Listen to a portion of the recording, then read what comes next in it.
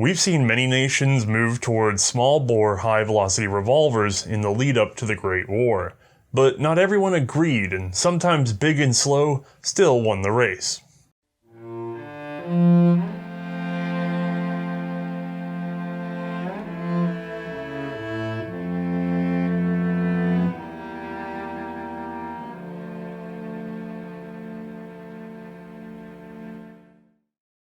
Hi, I'm Othais, and this is the pistol Colt 4.55 inch with 5 1/2 inch barrel Mark I, a British contract Colt News Service.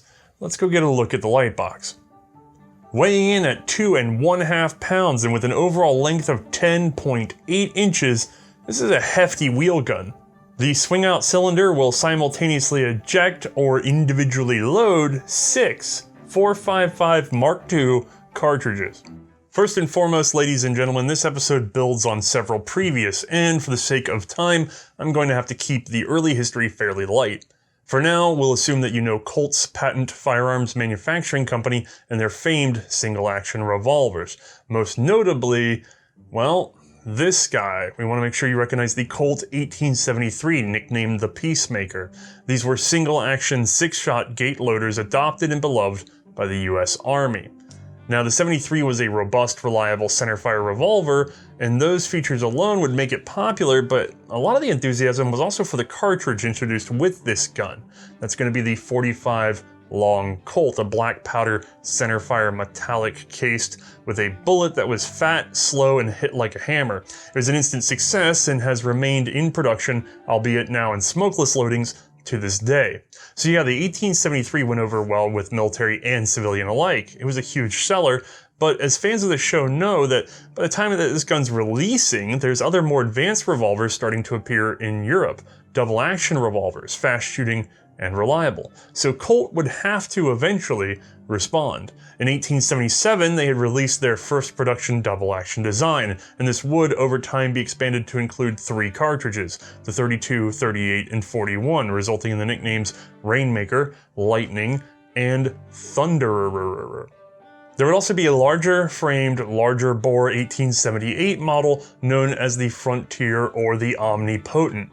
More on this guy in a bit. While these guns were at least double and single action, they were still fairly primitive and fragile.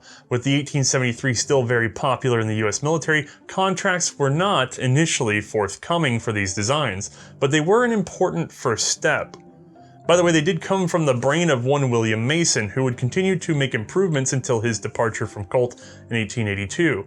We tend to recognize him for his later work with John Browning. Mason's work was taken over by the man who had been assisting him, Carl J. Ebbets, who was born in May of 1845 in his native Germany. He attended the Gießen Polytechnic Institute in Hamburg and was a machinist apprentice there starting in 1861. From 1864 to 1867, he furthered his apprenticeship at the Krupp Works while studying mechanical engineering at Karlsruhe. Ebbets would move to the United States in 1868 and serve as a mechanical engineer on the Gatling guns. Starting in 1883, he became the patent agent for Colt. Now, Ebbets liked the idea of a tip-out simultaneous ejecting cylinder, and we can see that here in an 1884 patent that is actually referenced on our revolver today. Yeah, these big guns had 1884 patent claims on them, which is weird because the actual mechanism they used dates from 1888, again patented by Ebbets. This is exactly our swing-out cylinder and simultaneous extraction system. I'm not sure why they listed 84 instead of 88, to be honest. It's a bit of a mystery. That particular system, along with a lockwork of Ebbets' design, we'll say Ebbets because clearly it's a copy of a Chamelot Delvine lockwork, but it would become the Colt Model 1889, which started a small family of incremental model improvements, all under the name New Army or New Navy, depending. There is a lot of nuance in this series of revolvers, and I highly recommend our previous episode if you'd really like to understand them. For today, however, they're another stepping stone, one that introduces a number of unique features and expectations to the US services. This one that I happen to have here is a little ratty around the edges, but it'll do for a quick peek, so let's take a closer look. All right, first and foremost, this is a solid frame revolver that adds a lot of strength. I know a lot of you guys like top brakes, but without this, really, they wear through a lot faster. They fire fewer thousands of rounds. Timing on an armorer's level becomes more and more common of a thing that you have to do, parts breakages, yada, yada, yada. So this is a big deal.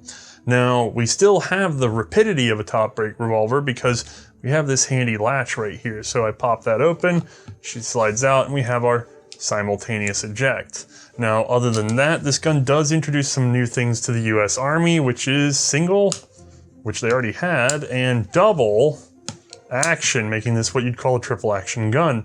It's a medium frame to my hand, very narrow, feels very comfortable, and of course this is using a small bore smokeless 38 cartridge, which was also new for the US. That new cartridge was pretty advanced, but much less threatening looking than the previous 45 long Colt. It would prove to be controversial.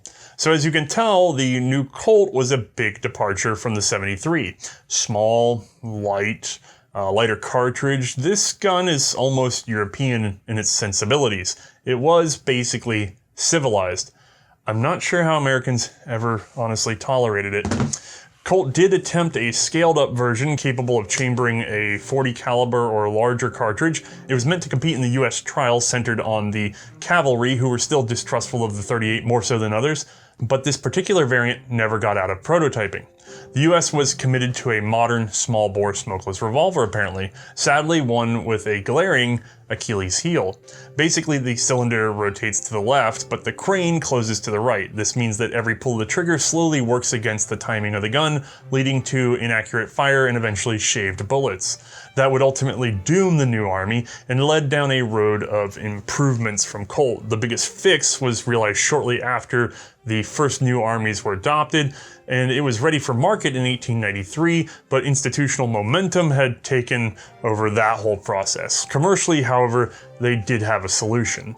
This was the Colt New Pocket, a diminutive little gun chambered in .32 long or short that was meant to avoid initial competition with the larger .38 New Army. It was followed up by a mid-frame gun in 1896, also in .32 long, known as the New Police, which again avoided cannibalizing the existing New Army. I'll forgive you for thinking that these are just New Army actions flipped to the other side, but they're actually not. This patent, oddly filed rather late, has most of the major features of the new action, and curiously, has a name other than Ebbitt's present.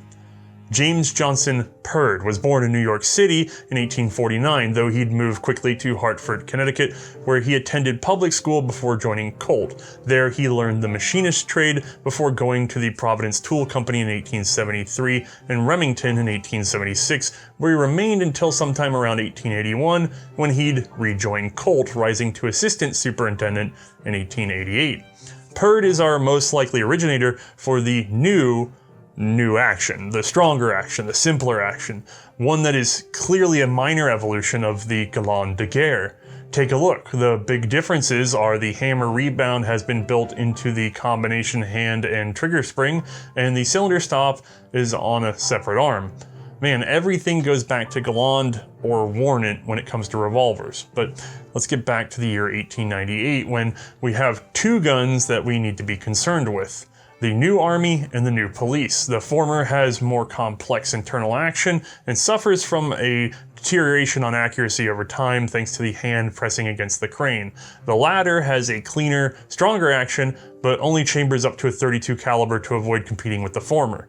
The Americans in the audience can see the obvious market gap. Colt does not have a .40 plus caliber gun available for the last two big innovations in their technology, and that's a problem, especially because the Army has had a heck of a time actually settling into their new revolver. Many soldiers just are not happy about this little .32-8 caliber. They don't trust it. Even if the US government stayed with .38, Colt knew that there was still a market for big bore handguns. Plenty of Americans were still fans of .45 long Colt, and other markets, like those in the UK, were still very happily using .455, so Ebbets and Purd scaled up their design, And that's really about it. They just made the thing bigger. Keeping with the naming convention, this became the Colt New Service Revolver. Can you tell that they wanted military contracts? For the most part, that leads us up to our gun today, but before we look closer, I have to skip a bit ahead in time. In 1905, Colt introduced an automatic hammer block safety into their revolvers. This was designed by engineer W.H.J. The additional safety resulted in a marketing name change, with the new pocket and new police becoming the Pocket Positive and the Police Positive. This same change would be the only major addition to the Colt No Service before the Great War, and strangely it did not cause the gun to be rebranded like the others to the Service Positive. Instead, the new service kept its original name. Alright, with all that covered, let's take a closer look at this gun. Now, this is a military gun, obviously, so I'm getting a little ahead of myself in the fact that this has a very dull service finish. These would have been very bright, high finish blue in the commercial world at this point, but what are we looking at? We're looking at a much larger gun from the previous. I mean, look at how much that fills up my palm. Very comfortable. I imagine it would sag your right side of your pants a little bit. I mean, it's a hefty boy, but what do we got? We got single, ooh, and double action. Okay, that's the basics. We also have carried over that swing out cylinder and simultaneous eject. So from this much alone, looking at the outside of the thing, you just think it was a bigger version of the new Army. But of course, internally, we have some improvements. So I'm gonna go ahead and go inside of this gun for you. So get my screwdriver aligned and start opening her up. So my grip is going to fight me, and I'm trying not to scratch it while also still showing you what I'm doing, but there's only so much I can accomplish. So pop this guy out. Set that aside. Pop this guy out without scratching this beautifully still intact military finish. And pop this guy out up here, and that's it. There's really only 2 screws we need to deal with on the frame itself, so. Bada bing, bada boom. This normally Mark would tell you that we can just sort of tap and it'll work loose, but unfortunately I think that military finish is kind of binding it, so I'm gonna have to give her a gentle, ever so gentle, less than 1 pound pry, just a little bit. And you may notice this guy moved. That's because he's resting on a spud. So once I have it pried, I can just gently lift it out. There we go. If I flip this over, you'll see there's a hole here that aligns this latch with this. Let me get my patented plastic and pokey. It's tab right here. So that's what actually is our release. So if I were to push back on that, I can open up the cylinder. If I put it back in, a little more forcefully, cylinder is locked shut. So if we're looking at this, we have a modified Galland action, which means we have a main V-spring. We have this rebound lever. This rebound lever, by the way, is pressing that lower spring pressure over to the hand. It's also pushing it up against the rear of the hammer down in there. And that's why it's called the rebound lever, because if you notice, if I fire this thing, let her all the way down, if I let go, that hammer is going to rebound. And that's not the only safety feature in this gun. As a matter of fact, you know, by the way, you guys know how single and double action works now. We got the nose for double action, single action extension on the hammer, hits an extension on the trigger. You'll see it more in the animation. But this block in here is what we care about as a positive safety. So where it's at now, a strong blow from the rear on this hammer will not allow it to go all the way down to the primer on the gun. This is drop safe in its current position. The block only lowers when we pull the trigger. So you can see it coming down, lowers enough to fit into a gap in the hammer so that the hammer can fall all the way down. That's our beautiful positive lock. We've seen that before in our earlier Colt Army Special episode. The other thing to note about this system that I didn't get to mention then is that it actually acts as an out of battery safety. So what happens is, let's say that this cylinder isn't quite closed all the way. If the cylinder isn't quite closed all the way, this spud won't be all the way forward. So I've got it just ever so slightly out of battery right now, okay? If I try to pull the trigger, you notice I'm stuck right here. And that's because, again, linked to the trigger is this safety bar, and it is contacting this little spud that's sticking out, and I cannot possibly pull that trigger unless this goes all the way in. And of course, with spring tension, that would also go all the way in. The spring, by the way, being on this plate here. Now the system is running again. So excellent out of battery safety, excellent rebound safety, excellent hammer block. This is a very good military system. You know, the best designs in firearms technology seem ridiculously simple from the outside. They're so easy to use that everything is absolutely obvious, but that doesn't mean that that's what's going on inside. I often hear people say revolvers are simpler than semi-auto handguns. Let's see if our little X-ray specs can prove that little nugget wrong. To load this up, we'll swing out our cylinder and insert 6 rounds. Note the lever is connected to a central pin that retains the cylinder right down the middle. We'll start in single action, and you guys are pretty familiar with the system already from our Army Special episode. But notice how the rebound arm, that gray bar at the bottom, presses on the back of the hammer to rebound it after each shot. Cock the hammer until it locks on the trigger extension. Pull the trigger and the gun goes bang. Now we'll switch to double action. A pull the trigger tips the nose, the hammer, and then releases.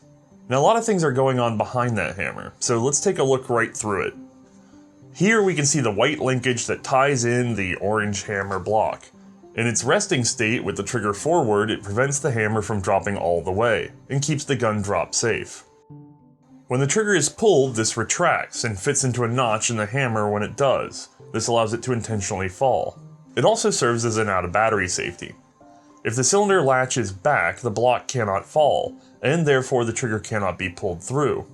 Just to show it more clearly, this block is powered through a pivoting transfer bar, straight off the trigger. Unloading is just as simple as loading. Pull the latch, open the cylinder, and depress the plunger sharply. Alright, sorry guys, but I'm back. While the mechanism is covered at this point, we still have no military adoption, so what the heck is this thing doing on our show?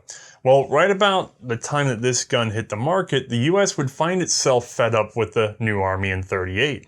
But despite their need for a big bore, the new service was, well, too new, and so they'd skip over it at first. Instead, the earliest adopter of this beast would be Canada. Yep, our apologetic neighbors to the north wanted revolvers pretty badly. You see, the Canadian militia had been making a habit of calling up Colt whenever they were caught flat-footed.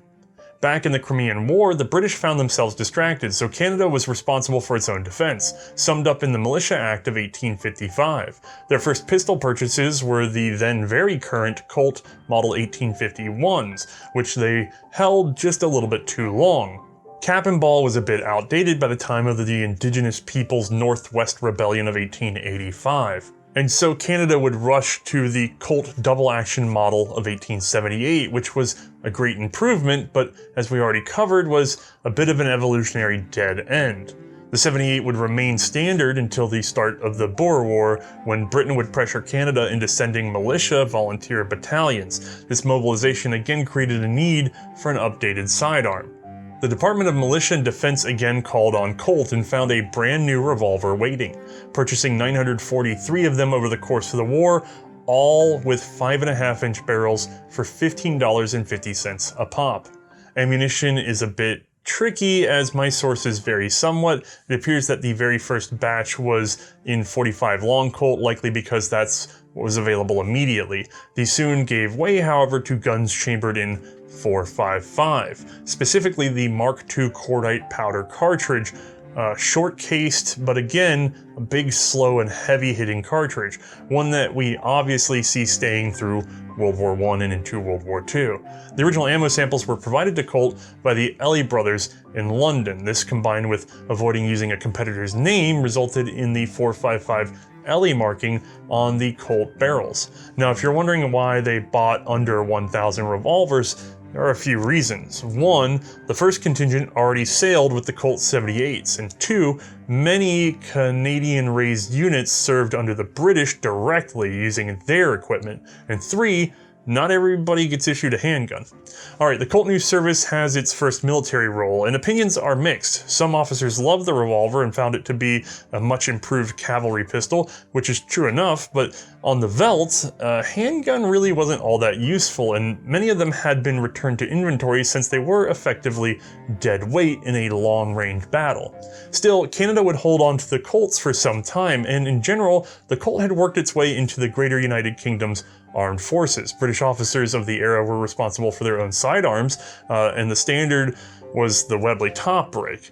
The Mark IV with a 4-inch barrel and 4.55 was standard equipment, at least until it was replaced with the near-identical Mark V in 1913. But some preferred the swing-out cylinder Colt with its, well, fine action and rugged solid frame. The gun also was generally purchased in 5.5-inch barrels and was often believed to be more accurate than the Webley. Since they used the same service ammunition as the Webley, it was a simple matter to just buy a Colt instead. And so despite no official adoption, many of these guys were sold commercially in 4.55 and were already in British service when war were declared.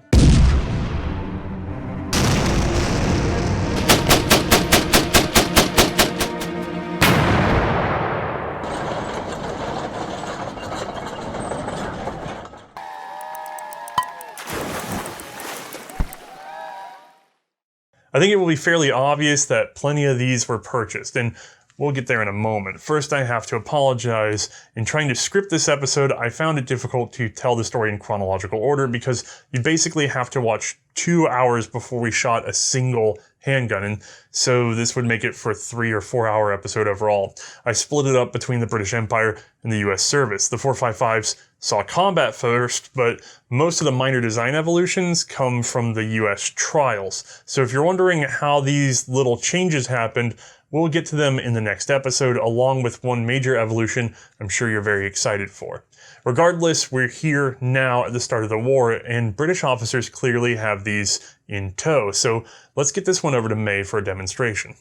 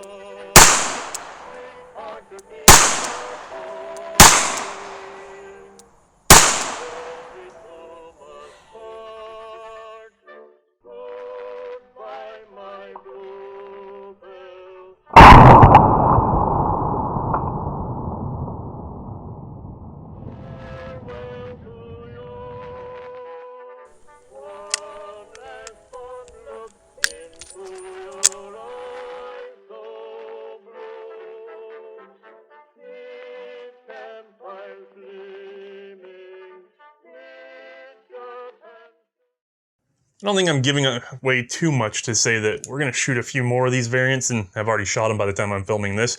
This one had the heaviest dang spring out of any of them, but still beautiful, very, very fine. So where were we in terms of history? Let's see. Previously we've covered the story of the Webley revolvers in British service, but I'd like to point out a couple things in the context of the Colt.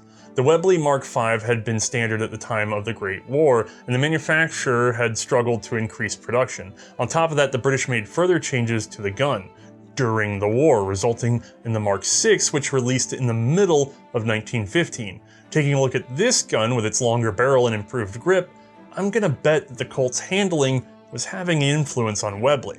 Like I said, Webley was struggling to keep up with production demands, just like everyone else in Europe really, so the British War Office would reach out to Colt for additional handguns. The first known contract was for 5,000 units in September of 1914, but it wouldn't receive an official service designation all the way until July of 1915.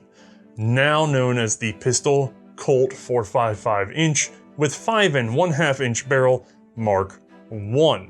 British demand meant that every part available was put to work. So some World War I era new service Colts in 4.55 have a mixture of early and late features. Again, more on those features in our next episode. Bluing was initially the fine commercial, deep and polished finish, but this would give way to more expedient, lighter coatings, and sometimes you'll find these guns with that thick British service paint. That would be a post-war refurbishment. By the way, these guns are compatible with the British Rapid Prideaux loader, which could be used on Webley and Colt alike to allow faster replacement of 6 cartridges in the cylinder.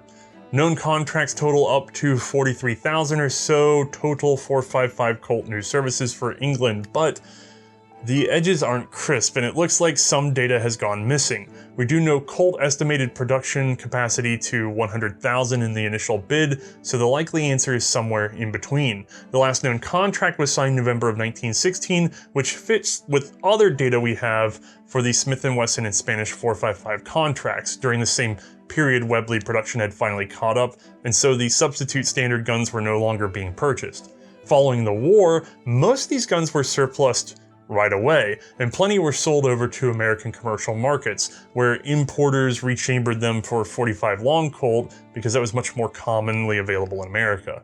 This makes them easier to shoot, but less collectible today. The modification can be hard to spot, so let me show you what to look for. Alright, so generally, if you're looking at one of these and you want to know if it was shaved, if you're really good at eyeballing them, you'll be able to tell by this gap here. Unfortunately, that's not always easy. So what do they do when they shave one of these guns? And that's what's called shaving. It's just they take off the back of the cylinder enough to get the 45 long Colt settled in there, lined up, and that's how she runs. So they have to remove material from the rear. If you notice, one of your first tells is the cylinder stop. The cylinder stop is set so far to the rear that there's basically like not a full centimeter to the back. So if your cylinder rear wall is right up on top of that particular cylinder stop, or any of them really, I mean really less than a millimeter, that means it's been shaved. If you can't spot that in a heartbeat, the other way to sort of tell quickly by feel alone is this stop right here. So this guy is 90-degree angle here, soft from that side. That guy is designed that when we open this up, the cylinder does not knock to the rear by very much. You notice I've got a little bit of play in here. It's about half of a millimeter. If we look at the front, right in that little gap, I mean, it's barely anything. There's a lot of rattling because it's a big part and there's some twisting, but it really is half a mil at most. It's very small. If you can get a full millimeter, a centimeter out of this, you've got a shaved cylinder. But at the rear is what you're looking for, because this will still be set for 455. And then when this thing was shortened, you'll get a nice big rattle. And as a matter of fact, a lot of these can be difficult to close because if you have the gun angled up, which I can't really do, but if you have the gun angled up and this is set back and you try to close it, these little tabs for the hand will actually catch on the recoil shield extension and therefore keep the gun from closing very smoothly. You have to shove the cylinder forward in order to close it. Some of you that have dealt with those guns know what that feeling is. So that's a couple tricks for being able to spot one of these in the wild. The dead tell, of course, is whether or not there's still serial numbers or British markings on the back of the cylinder itself. You'll see some pennants and things on here. Those will be ground off if this thing's been shortened up. So if it's blank and especially unblued, like silver on the back, yeah, it's probably been shaved down. Now, curiously, just a few months after discharging these guns, British officials realized that they actually did want a better reserve of revolvers in 455. This was mostly from interactions with the Russian Civil War and fears that it would cascade into another European conflict. So they actually offered to buy up privately owned officers' Webley's, Colts, and Smith & Wessons. We'll see more on that last gun in a couple episodes. The Spanish top breaks, they were good without those. You can keep those. These guns and others would come in handy for the Second Great War too. The Second Great War as well. In July of 1940, Winchester Repeating Arms, acting as an agent for the British government, put in orders with Colt to purchase all available handguns suitable for military use. And so every new service that was there was gathered up, at least 1,500 of them, and they could be chambered in whatever, they didn't care. This included target models. They weren't reissued to the front lines though, instead they served with the Home Guard in a reserve role. As for further non-military sales, well, commercially the 455 new service basically came to a halt post-World War I. British gun control efforts really suppressed that commercial market. But they did see continued contracts in Canada, namely to the Northwest Mounted Police. They started using the Colt in 1904 with an initial order of 700 in 4.55. This was completed by 1906. These are marked on the back strap, NWMP for the Northwest Mounted Police. A second order came through in September of 1914, likely due to freeing up spare 4.55, Webleys and stuff for military service. It totaled perhaps 300 units. These guns are fancier, marked RNWMP for the Royal Northwest Mounted Police. Following orders are a bit spotty, but they were marked RCMP for the name change to the Royal Canadian Mounted Police, many of which are actually chambered in 45 long Colt, which the Mounties ended up switching to for reasons I have not discovered. To avoid confusion with the 4.55s, the 45s were used in the west and the 4.55s were used in the east of the country. Overall, 1,400 4.55s and 1,795 45s were acquired until being replaced by the Smith & Wesson Model 10 in 1954. Ooh, okay. So, the story of the new service in 4.55 is basically covered. There's not a lot of service notes, not a lot of people talking about what is a second standard gun in an act of war. They just sort of say my revolver, so we never know whether it's a Webley or a Colt, but they seem to have done very well. Now, what about our inventors? Carl Ebbets actually dug further into his patent role. Speaking 6 languages, he built a massive patent research library for Colt and handled all of John Browning's designs with the firm, making sure to lock down the most profitable vectors possible. He would remain in Hartford, Connecticut until his death in July of 1925. James J. Purd would become superintendent for Colt in 1902 and was a big part of the run-up to their famed automatic pistol. In 1911, he would finally retire due to poor health, passing away in July of 1917. All right, we've covered the history and we've shot the thing, so I guess it's time to get Mae's opinion on this big wheel gun.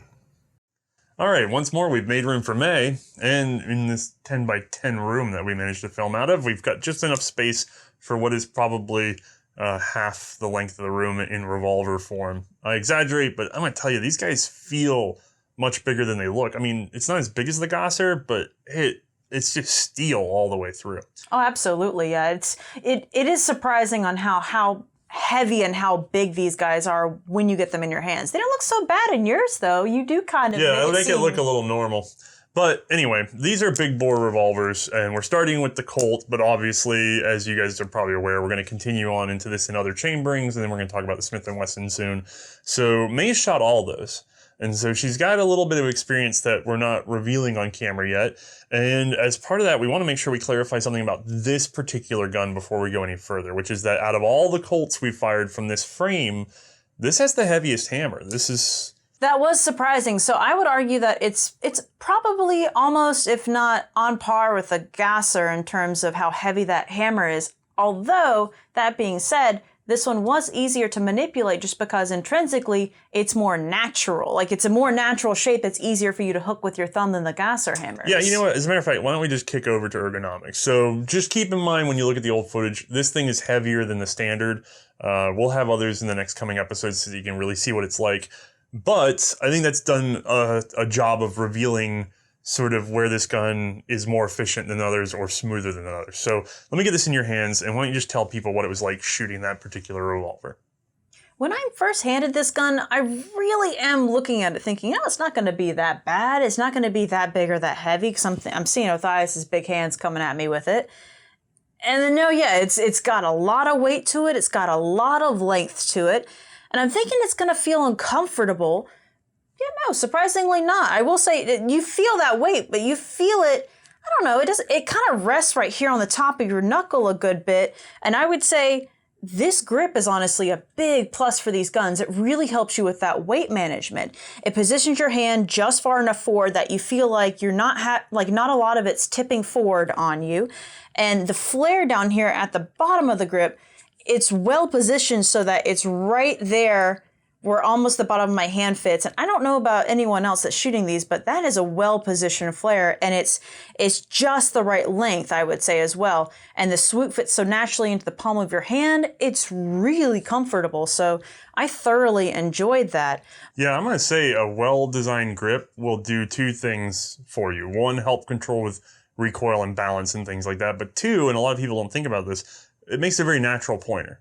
You don't have to think, you just point, and then you're in alignment. And I say that arguably the Colt does a beautiful job at this stage in its development life. Like, this is one of the better gripped revolvers we've handled, especially since we've had a lot of strange European designs that have come our way. Sorry, I didn't mean to interrupt you. I just wanted to point out why you were sort of thinking so much about the grip. How's it go handling the rest of the gun, though? So I will say, one of the things about Colts in general, it is something that I've noticed that isn't quite natural, and that's opening the cylinder, because for me, it's a little more natural to push as opposed to pull towards me. And don't get me wrong, it's something that you can do, and you can do it easily, and you can get to being fast at it. But the problem is that it's not a natural thing to pull towards your body.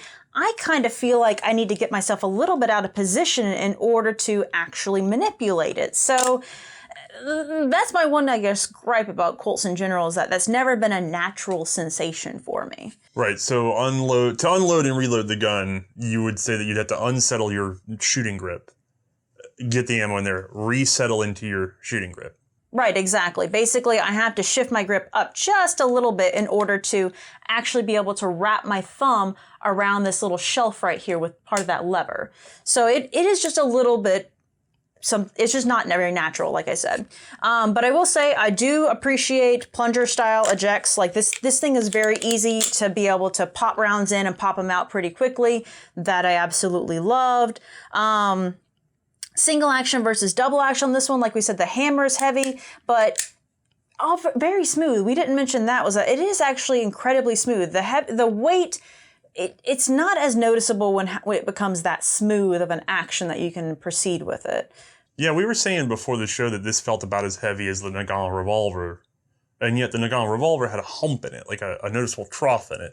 So you get up on that trigger and you hit that on it. It's not so much that it's heavy, it's that it changes weight, because you hit a point at which you then have to flex a little bit harder, and that change is what really gets you off target. Whereas this one, even though, yes, there's some shaking, yes, there's some like trying to bear down on it, since there's no change in the pull weight the entire way through until all of a sudden it goes off, well, all you have to do is apply the same amount of compensation to your grip, and yes, you will have an accurate shot. So heavy is a problem, don't get me wrong, but it's not as bad a problem if you have completely smooth linear pressure through your pull, which I think Colt does very well. I would absolutely agree. But yeah, ergonomics, I don't want to get into the shooting part just yet by accidentally talking too far into that, but overall, it's big, it's heavy. You think it's going to be a bit awkward in especially my smaller hands. Surprisingly not bad. Now, how would you feel about this on your belt, though? I feel like this might pull my pants down.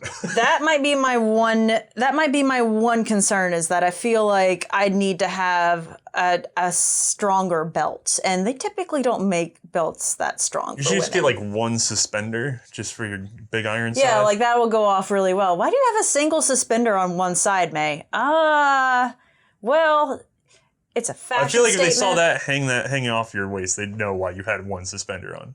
Well, I mean, oh, okay, I'm not concealing it. It is out in the open. Yeah, it's a little... Are you concealed carrying that? I mean, I'm assuming that's what we're going for. Like, am I in a skirt or something? I could conceal it in a skirt. No, Female. Okay. So, I don't want to see you trying to get the thing out. So, what about shooting it? So, we got this big bullet, although slower speed. What does that ultimately equal in net effect? Like, how hard is it to shoot and control this particular gun? You know, being a revolver, you know it's going to rock. There's going to always be rock with revolver. You can't not have one without the other. Rock and roll. However, that being said, the sights on these are really tall. They're surprisingly tall for a revolver of that time. So for me, that really helped to speed up that reset time. Don't get me wrong, there's always going to be a delay in that, but yeah, tall sights are definitely going to be a pro with that, I'd say. But yeah, other than that, I thought the recoil was manageable. I think it's just something that you have to be aware that you're going to have a good bit of a pushback with that. Yeah, it's like a rhythm. You can shove the revolver back down, people get into hogue grips and stuff like that, but realistically at this time, it was one of those things where it's like you let the barrel holder down and contain some of the recoil, and you just let your wrist relax back into position, and you pull the trigger again. When you get to pull the trigger is sort of the thought process at the time. Now, of course, we know semi-auto pistols get rid of this. People start really getting into reset time and back on target and things like that. And automatic handguns do a much better job than revolvers at that because they're able to keep more of their mass to the rear.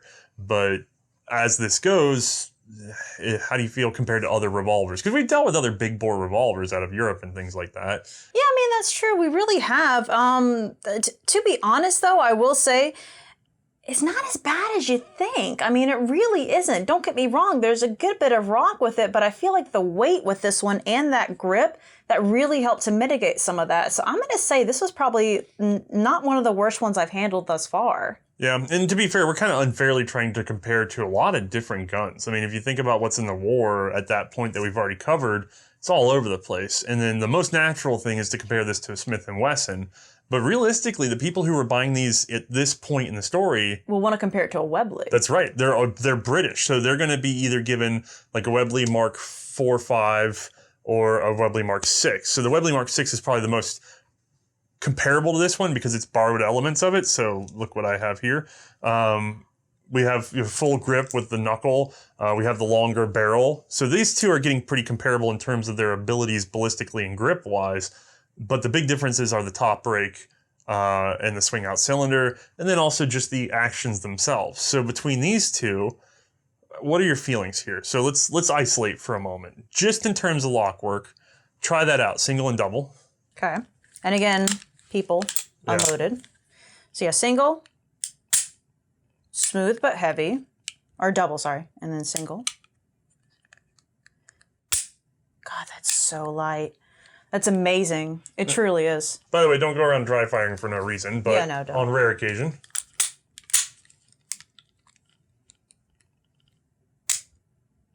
Okay. Smooth, not as heavy, but it's not as smooth. I will say that you can feel it slightly creakier, but I will say not as heavy for either the single or the double, but the hammer on this one is distinctly worse. Yeah, sharper, that upwards angle. Now, I've noticed most of the guns I've handled from the Colt line are about the same weight of trigger pull and hammer pull as a Webley. So let's discount the weight aspect of it. To me, this just feels a little lighter in not in terms of weight, but the action itself just feels not as solidly there. The interactions feel a little bit looser, although yeah, it not doesn't. bad. It feels like there's less like I don't know. It feels like there's a little bit grainier. Maybe? And on all the Webleys to me on single action, when you actually pull the trigger off of a single action, I feel like there's a slight cliff, like a slight burr feeling almost, but it's just there in all of them. That one is just. It's just glass. It's just glass all the way through. It's amazing. Now, in terms of top brake versus swing out.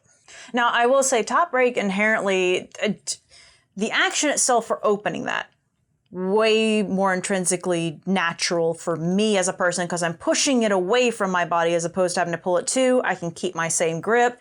So that in and of itself is wonderful. However, that being said, unfortunately, gravity's not really going to help me in this situation if it fails to eject one of the cartridges. Granted, it's auto-ejecting. I don't have to manipulate it. Cool. Problem is that what if a round gets stuck under the ejector? Which does happen. We've had it happen plenty. Right, and gravity's not really going to help me with that one, whereas opposed to the Colt, I can use gravity to my benefit to pop my rounds out. Yeah, so the game with the Webley is if you goof an extraction, something slips up under there, you got to play this game of going back and forth and trying to get it out and then like getting your thumb under there. There's no way to positively grab the ejector system unless you sort of get your finger up under there and get scratched up like I'm doing now. With the Colt, the plunger's there. Now, it's not automatic. You got to do it every time. But to me, I've just had so few problems ejecting from a swing-out cylinder because the natural path on a swing-out cylinder is to turn it over like this, tip it up, pop it. On a top brake, people want to snap it this way at best, which is still pretty, like, honestly, you should probably be doing this to the side. or out to this side, because that's really going to kick them out of the cylinder a lot better, not have them fall back into the path of the cylinder. But when done perfectly, the Webley is faster. Right. When there's an error, that's way easier to get yourself out of trouble. Exactly. And that's just the difference between the two, realistically, what it boils down to. And if you had to pick between the two? Well, obviously the Colt. You think so? Yeah, honestly, because this one it's naturally going to have a longer longevity. Thank you. I was trying to think of the word and breaking up on it, because unfortunately, top brakes are inherently not as sturdy. Oh, are you suggesting the top brakes aren't as good as top straps? God, there are going to be so many We're comments. so many comments. Which is absolutely true, though. We've not had a single Webley come through our hands, and we're talking like 5 or 6 at this point, that did not need to be retimed, because they get out of whack. Like they deform. It's just the nature of the beast. I don't think we've had to retime a single one of these Colts, unless it had. Nope. I mean, I guess Mark maybe has had to do a couple timings on Colts that have been shot, hundreds of thousands of times. But 100 years later on the Webley, even just being played around with by people sort of testing it out like this and slamming it around, they start to get out of whack, and they have to be reshaped and tightened down. I'm sorry, guys. Top brakes are inherently weaker. They just are. I know it hurts your feelings, and you really want it to be a modern commercial top brake. I do too. It sounds cool. They're not nearly as strong. So I would agree with May. The Colt is better than the Webley. So that leaves us to your question, would you take it into battle? I can't really think of a reason to say no. This has been a fantastic revolver, and I'd probably argue that it's been the best revolver we have handled for the series so far. The action is smooth. While granted the hammer heavy, still also intrinsically natural for me to operate. The grip was fantastic. The cartridge is decent. And don't get me wrong, I'm not a super big fan on having to pull open a tab to access the action, but I can eject the rounds quickly, pop them in pretty easily. The sights were fairly tall in general for any pistol or revolver for their time. So yeah, honestly, I can't really think of a reason to say no to a Colt. This is a pretty fantastic revolver, and I had a fun time with it, and I was deadly accurate with it too. This is one of those cases where the second standard item might be better than the original. I'm not. By the way, Webleys are great. Oh yeah. We said yes to the Webley, I believe, but it's better. Like in my mind, I have more faith in that. And again, we're not like the super American exceptionalist group. It's just that American firearms technology was really good at this time. And this exemplifies that. This is the best of what we took out of the cowboy era, you know what I mean? And I enjoy it. I feel comfortable with it. I would bet my life on it. I've never had one not go bang. They're good guns. Now, you said that you think it might be the best revolver that we've done in the series to date, and I'm going to have to challenge you on that, because we have shot the Colt Army Special already, which was the smaller 38 Special that was used by Greece. Yeah, it has been a while, hasn't it? And Greece is one of those weird cases where they had like probably the best revolver, because they got that small contract of Army Specials, and they had one of the best bolt actions because they had the Schonauers.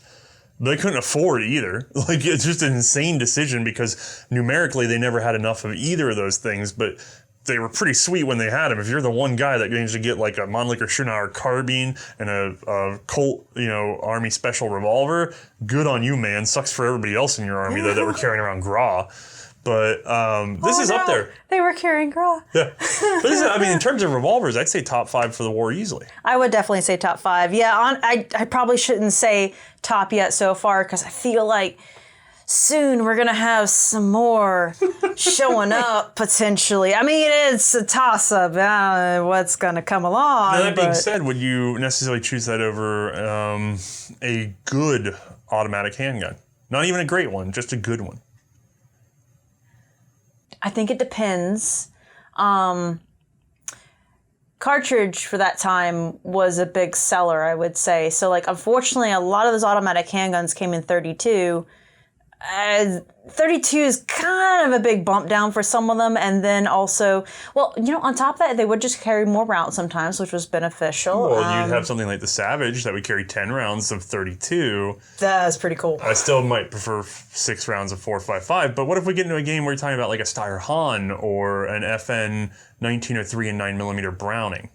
Like, The Styrofoam's an awkward one, though, because that one's stripper cup loading right there. So that one's not a fast load. no, but that's not particularly fast either. No, it's true. It's not. And then, unfortunately, only 6 rounds with this one. So I gotta. I'd probably go with Styrofoam. I would go with the Styrofoam. I would go with a pretty decent automatic or semi-automatic as opposed to a revolver, I would say. If I had the choice between the two. I mean, granted, if this is my option, I'm not going to be sad about it. No, I won't. But if I'm given the option between the two, well, I'd probably go for the semi-auto. And then the final advantage over the semis at this time, not nowadays. Nowadays, ammo is tight, okay? But at that time, this is not ammunition dependent. So if you had a bad batch of wartime ammo, this would keep firing. Whereas the semi-automatic, you'd have to start clearing jams. So there is that element too. You're a little bit more of wartime slop proof with something like this. This is true.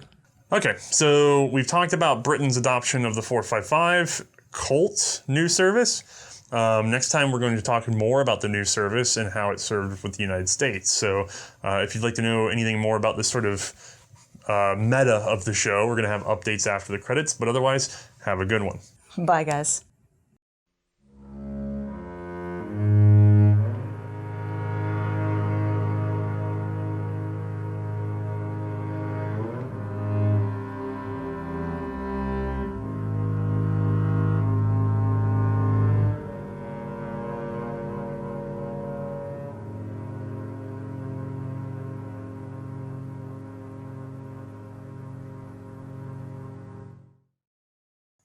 All right, gang, that wraps up episode 101. That's going to be 1 of 4 for a sort of micro series.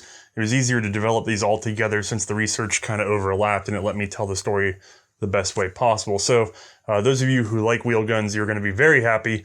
For those of you who don't, I'm sorry, but I promise something very interesting as the next one after the Revolver episode. It's just so much nicer to get all that information in together. Now, where we're at with the show...